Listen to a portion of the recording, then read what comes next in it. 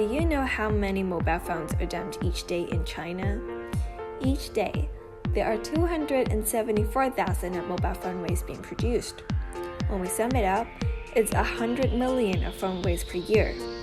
In addition, China contributes to a quarter of the global mobile phone waste production. So what about Hong Kong then? Sadly, we don't have any data regarding this, because Hong Kong doesn't have a specific category of e-waste called mobile phone waste. But there's one thing certain, Hong Kongers do change their phones a lot. Think about the last time since you purchased a phone. It's not long ago, right? You may wonder why it happens. Well, it's because of the consumer's pursuit for fashionable appearance and the advanced functionality of the new mobile phone.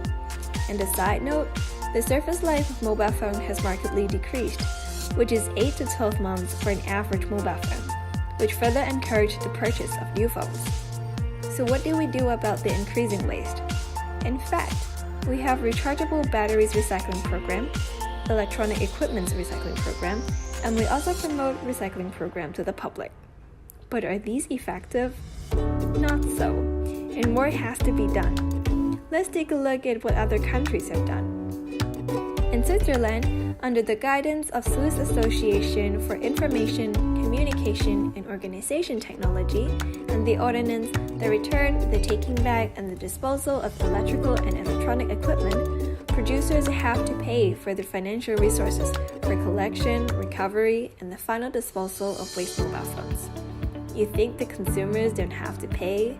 Well, they have to in Switzerland, and they do so by paying the recycling fee at the time of the purchase of their phones or by paying a disposal fee as they return their used mobile phone through the system. Perhaps it's time to take a look at some Asian countries. In Korea, the regulation, Extended Producer Responsibility, stipulates that producers have to pay a deposit to the government every year, and how much can they be refunded depends on the actual amount of waste that they recycled. To encourage consumers to turn in their phones, they offer the consumers a trade-in value when the consumers give them the waste mobile phone. Do you notice the similarities in these projects? They've all set some regulation to outline the responsibilities of the stakeholders, who are, apparently, the producers and the consumers. Still remember the refundable deposit and the trade-in value for mobile phone waste? They also take it further by imposing some financial incentive, and these practices are worth learning. But are they feasible in Hong Kong? To introduce a new regulation, the bill has to pass through 3 readings in the LegCo. The first reading is just a formal introduction of the bill, where the clerk reads out the short title of it. In the second reading, debate is allowed. If the bill is controversial or complicated, a bills committee will be formed to scrutinize it. After the debate, members will have to vote. If the motion is positive, it will proceed to the third reading. Otherwise, it won't proceed further. Finally, in the third reading, there will also be a debate, and if the motion is positive, the passage of the bill in the LegCo is completed. If not, no further actions will be taken on the bill. Lastly, for the bill to be effective, it has to be signed and proclaimed by the chief executive. Now that you know the procedures involved in passing a bill, does it sound time-consuming to you? In fact, the time needed for a bill to be passed depends greatly on the complexity of it. Some may take days, while some may take a year.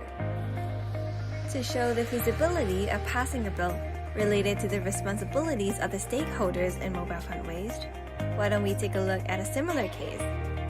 Do you know that Hong Kongers produce 8 billion of plastic bag waste a year, even back in 2005? That's a tremendous amount of waste.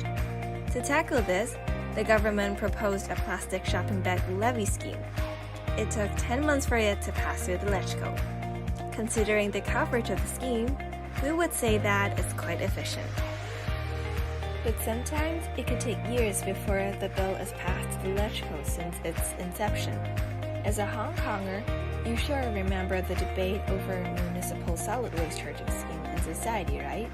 The scheme is finally gazetted in November 2018. Now, let's make a guess.